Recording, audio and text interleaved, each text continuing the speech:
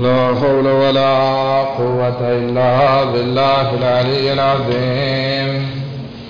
أعوذ بالله من الشيطان اللعين الرجيم.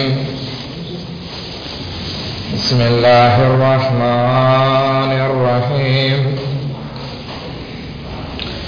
الحمد لله رب العالمين، الصلاة والسلام على سيدنا ونبينا وحبيب قلوبنا وطبيب نفوسنا وشفيع ذنوبنا جد الحسن والحسين أبي القاسم محمد.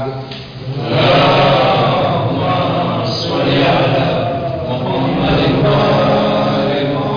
وأهل بيته الطيبين الطاهرين المعصومين المظلومين، ولعنة الله على أعدائهم أجمعين. أما بعد، فقد قال الله تبارك وتعالى في كتابه الكريم وقوله الحق: بسم الله الرحمن الرحيم. كتب عليكم الصيام كما كتب على الذين من قبلكم لعلكم تتقون. اللهم صل على محمد وآل محمد. रसूल खुदा सल्लल्लाहु अलैहि वसल्लम आ महीनानी શરૂઆત પહેલા એક ખુતબે શાબાનિયા બયાન ફરમાવે છે કે જેમાં માહે રમઝાનની બહુ જાજી ફજીલતો બયાન કરવામાં આવી છે. ખાસ કરીને રસૂલે ખુદાનો એ જુમલો કે કદ અકબલ અલૈકુમ શાહરુ રમઝાન, કે તમારી નજદીક શહેર રમઝાન આવી ચૂક્યો, બરકતની સાથે આવ્યો, ફઝલો કરમની સાથે આવ્યો. અને એક લાંબો ખુતબો રસૂલે ખુદા બધાને બયાન ફરમાવે છે. હવે આપણે આગળ જો ગઈકાલના મોઝુને આપણે જરાક આજે પૂરો કરવાની કોશિશ કરશું. ગઈકાલે આપણે રોઝાની ફજીલત વિશે વાત કરતા હતા કે જેમાંથી એક ફજીલત આપણે બયાન કરી શક્યા કે આ રોઝાનો એક ફાયદો એ છે કે ઇન્સાનને સમજુ બનાવે છે, હિકમત લઈ આવે છે. હિકમતનો ફાયદો એ છે કે મારિફત લાવે છે. મારિફતનો ફાયદો એ છે કે આપણને યકીન પેદા કરે છે. આજે એક હદીસ લઉં છું કે જેમાં અમુક વધારે ફાયદાઓ રસૂલે ખુદા બયાન કરે છે. મૌલાએ કાયનાત થી આ રિવાયત નકલ થઈ છે કે રસૂલે ખુદાની પાસે એક યહૂદી આવે છે અને કહે છે, અય પૈગંબર ઇસ્લામ, મને બતાવો કે રોઝાના શું ફાયદા છે. હવે રસૂલે ખુદા એ યહૂદીને રોઝાના ફાયદા બયાન કરે છે. એમાં સૌથી પહેલો ફાયદો જે બયાન ફરમાવે છે કે રોઝા જે છે એ હરામ વસ્તુને જે શરીરમાં હોય એને બાળી નાખે છે. આપણે વિચાર કરીએ, આપણે આખું વર્ષ જે છે ખાતા હોઈએ, પરંતુ અમુક વખત આપણા શરીરમાં હરામ વસ્તુ આવી જતી હોય છે જેનો આપણને ખબર પણ નથી હોતી. ઘણી વખત આપણે રેસ્ટોરન્ટમાં ગયા, હલાલ લખેલું છે એટલે આપણે બેસી ગયા, પણ હોય ત્યાં હરામ અને આપણે ખાઈ લીધું એટલે આપણા શરીરમાં હરામ ગજા ગઈ. એટલા માટે જે હલાલ લખેલું હોય ત્યાં બેસી ના જવું. ઘણી વખત આપણે જે છે કોઈ રેસ્ટોરન્ટમાં જઈએ અને ત્યાં આપણને એમ થાય કે આપણે જે છે કઈ હરામ નથી ખાવું. શું ખાવું છે? આપણે કવાસો ખાવો છે, મચ્છી ખાવી છે. અલ્હમ્દુલિલ્લાહ, આપણે મચ્છી મંગાવી, એના ઉપર નાખ્યો સોસ. હવે તમને ખબર નહીં હોય આ સોસ કેવી રીતે બને છે. એક રેસ્ટોરન્ટ વાળાથી મેં સવાલ કર્યો કે આ સોસ કેવી રીતે બનાવો છો, બહુ સ્વાદિલો છે. તો કે આ સોસ જે છે એ બહુ સરસ રીતે બને છે.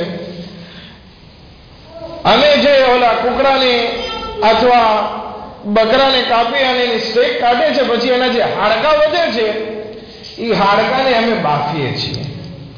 એ બાફી અને જ્યારે એનું પાણી બની જાય એકદમ, ત્યારે અમે ઓલો ટમેટાનો ને બધો સોસ બનાવીએ. એને પાંખો કરવા માટે અમે આ ગોશ્તનો સૂપ નાખીએ છીએ.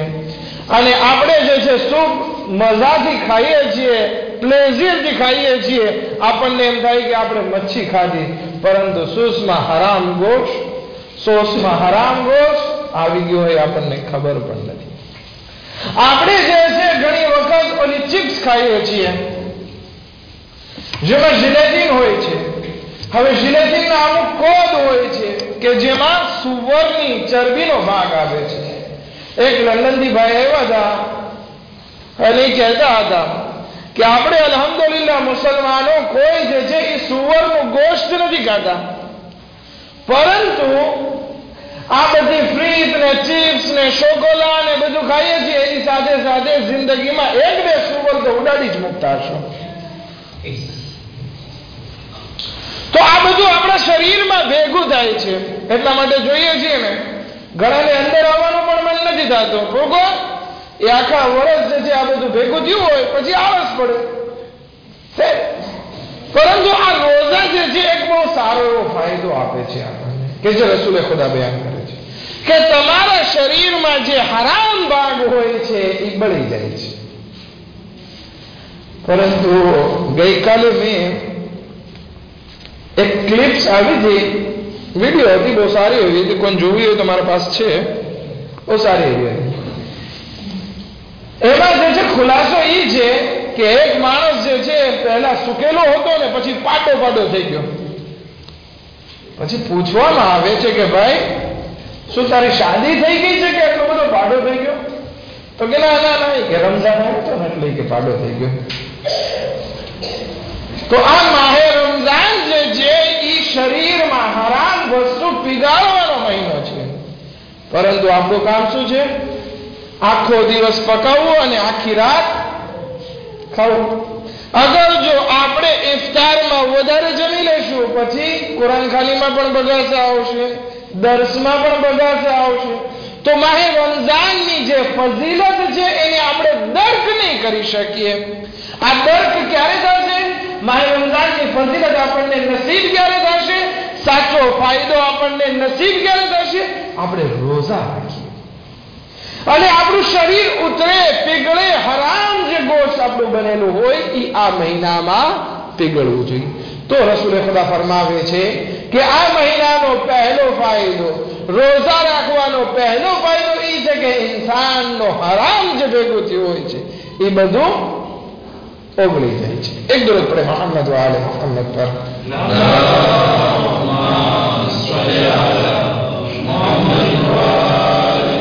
બીજો ફાયદો રસૂલે ખુદા બયાન કરે છે કે ઇન્સાન અલ્લાહની રહેમતથી નજદીક થાય છે.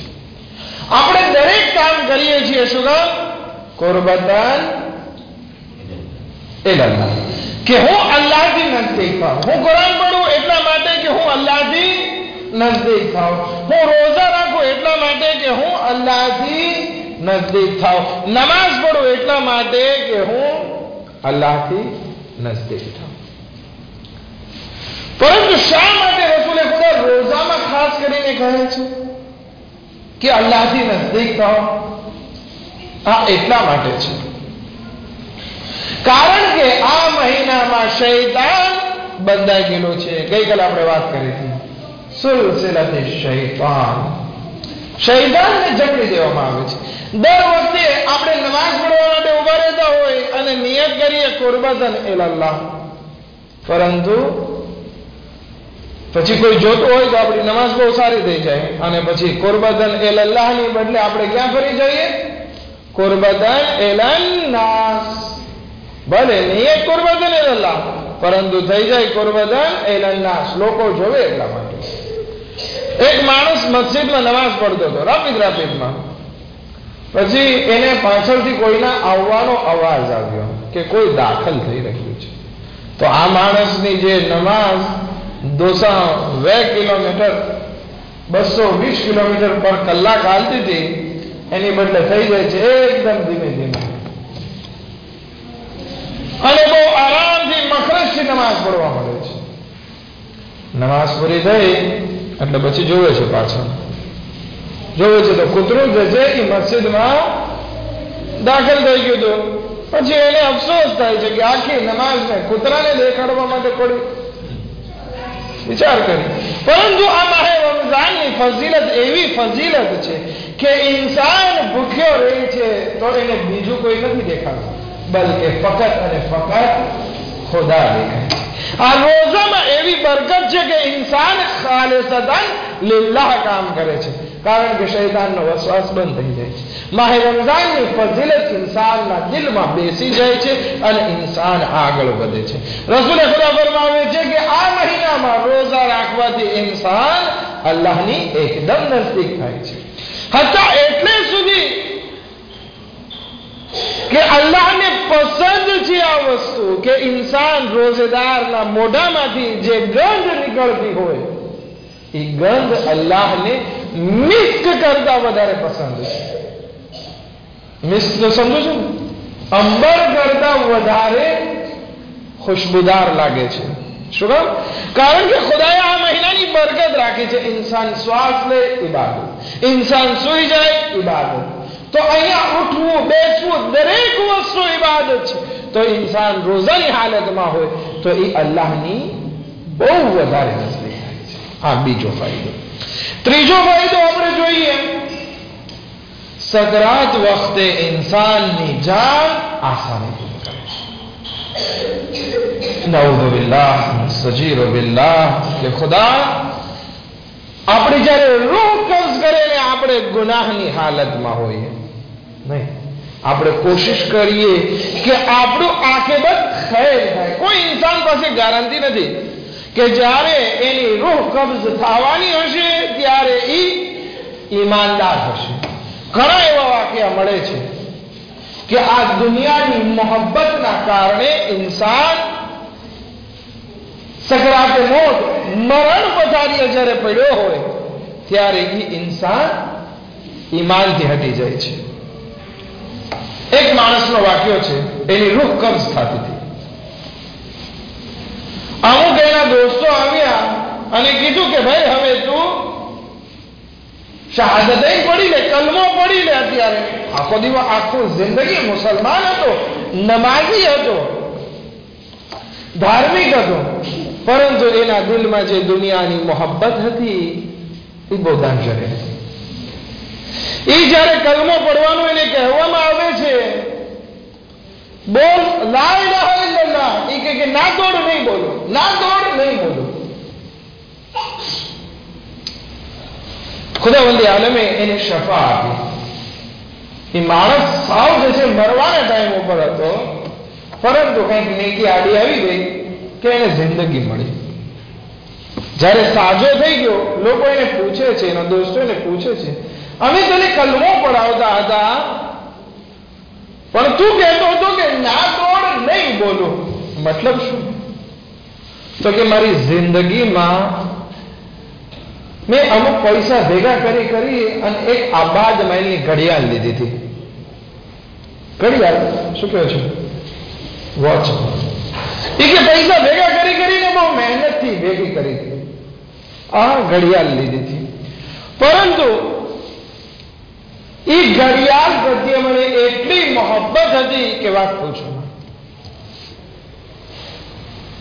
અને જ્યારે તમે મને કહેતા હતા કે કલમો પઢ, લા ઇલાહા ઇલ્લલ્લાહ બોલ, મુહમ્મદુર રસૂલુલ્લાહ બોલ, ત્યારે મારી સામે કોઈ ઘડિયાળ લઈને આવતો હતો અને કહેતો હતો કે અગર જો તું કલમો પડીશ તો હું આ તારી ઘડિયાળને તોડી નાખીશ. શું કરીશ? ઘડિયાળ તોડી નાખીશ. એટલે હું કહેતો હતો કે ના તોડવા હું નહીં બોલું. વિચાર કરી, આ માહે રમઝાન શું છે? આ રોઝા રાખવાનું શું છે? કયો એવો ઇન્સાન છે કે જેને ખાવા પ્રત્યે મોહબ્બત ના હોય? કયો ઇન્સાન એવો છે કે જેને પોતાની બાયડી પ્રત્યે મોહબ્બત ના હોય?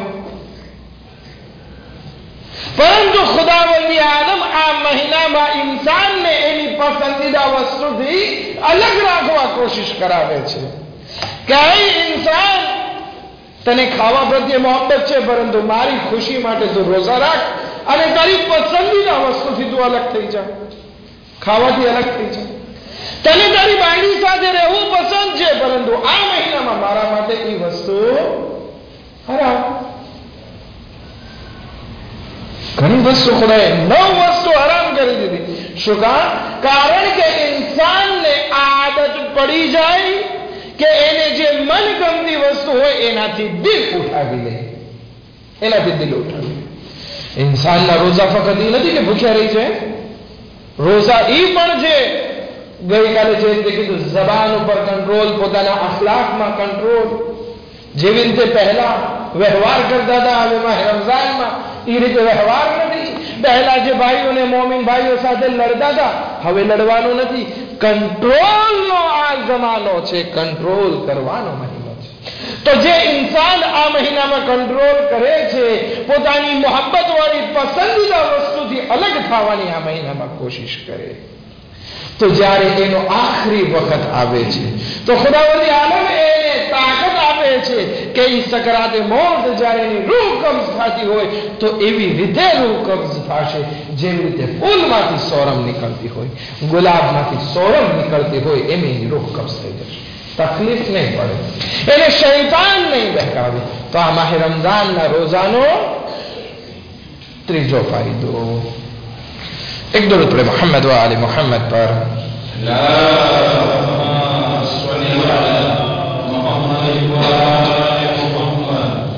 ચોથી વસ્તુ જે રસૂલે ખુદા એ યહૂદીને બયાન ફરમાવે છે કે માહે રમઝાનના રોજાનો ફાયદો એ છે કે ખુદાવંદી આલમ ઇન્સાનને જન્નતના ફળોથી સેરાબ કરશે, જન્નતની નેમતો એને અતા કરશે.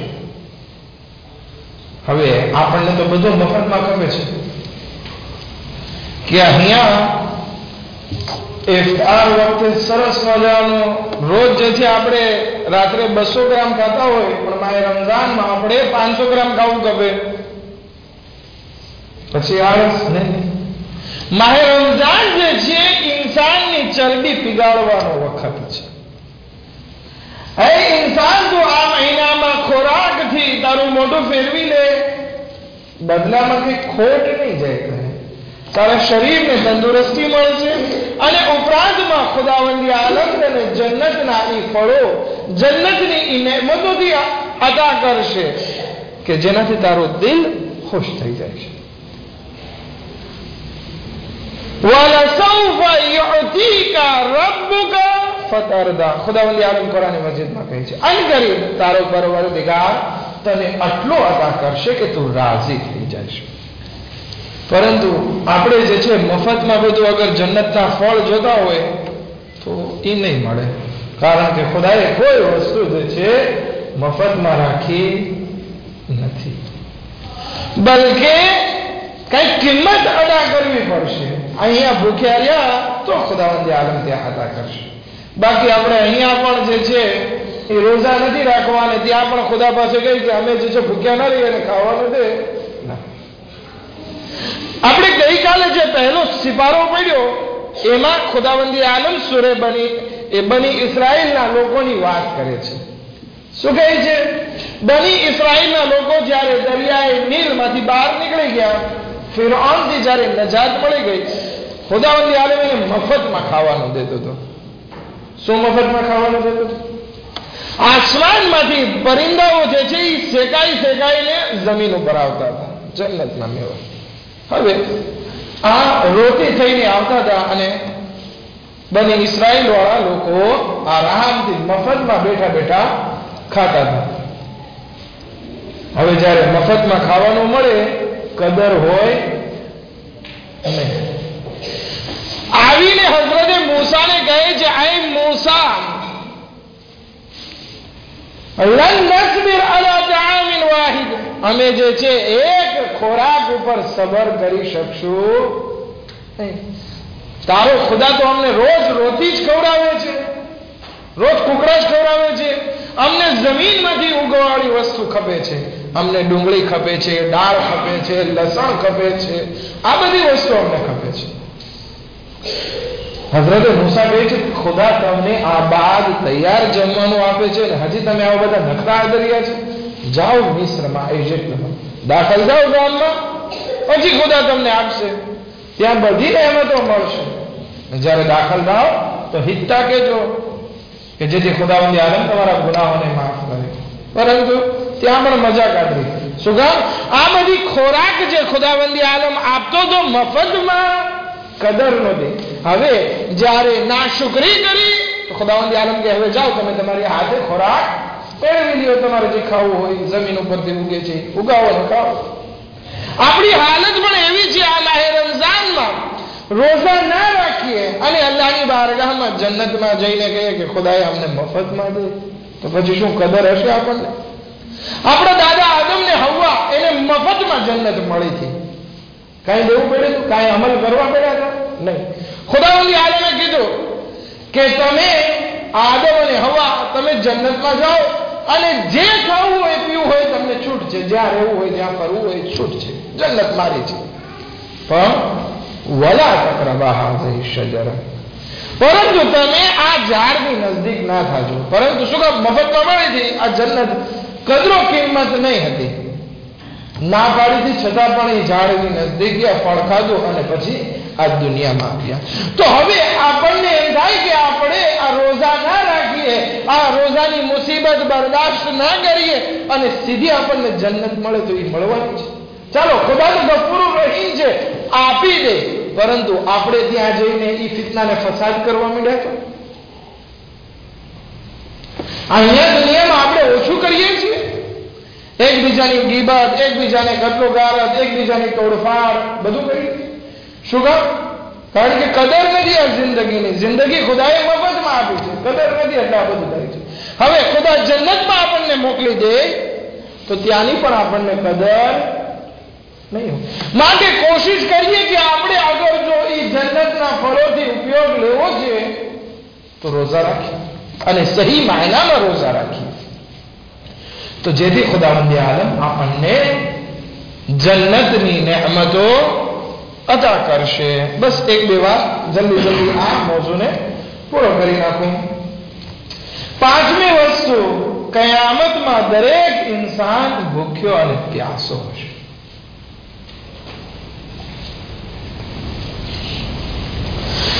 એ ભૂખ અને પ્યાસ એવી ખતરનાક હશે. ઇન્સાન મરી ગયો હશે, જ્યારે ખુદા પાછો ઉઠાડશે તો એને ભૂખ પણ લાગશે અને પ્યાસ પણ લાગશે. પરંતુ જેણે અલ્લાહની માટે થઈ આ દુનિયામાં રોઝા રાખ્યા હશે, ભૂખ અને પ્યાસ બરદાશ્ત કરી હશે, ખુદાવંદી આલમ એને ત્યાં કયામતના દિવસે ભૂખ્યો અને પ્યાસો નહીં રાખે. માટે કોશિશ કરીએ કે આપણે અલ્લાહની બારગાહમાં બહેતરીન રોઝા રાખીએ, તિલાવતે કુરઆન થકી આપણા રોઝાને શોભિતા બનાવીએ, દુઆના જરિયાથી અલ્લાહની નજદીકી પ્રાપ્ત કરીએ કે જેથી ખુદાવંદી આલમ આપણા ઉપર रहमो करम फरमावे। एक दुरूद पढ़े मोहम्मद व आले मोहम्मद पर।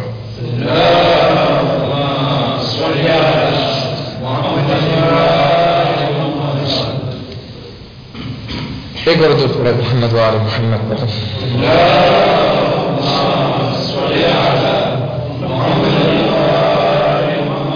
આ મહિનાનો એક બીજો ફાયદો બયાન કરવામાં આવે છે, એ છે કે ઇન્સાનની દુઆ કબૂલ થાય છે।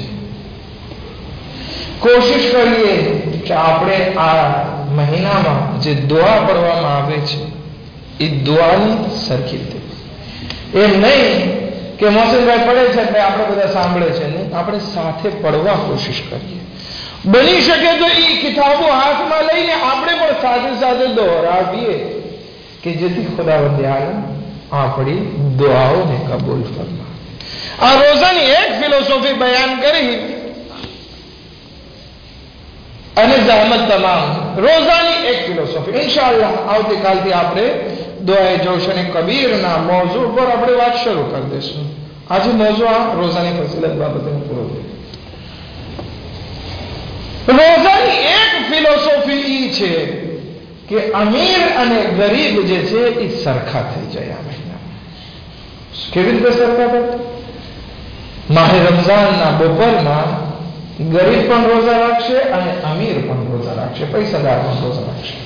એટલે લેવલમાં જોઈએ તો બંને ભૂખ્યા છે. અને શામના વખતે, ઇફતારના વખતે સવાબ એટલો રાખ્યો છે ખુદાવંદે આલમ કે અલ્હમ્દુલિલ્લાહ આપણે બધા ભેગા થઈને ઇફતાર કરીએ છીએ.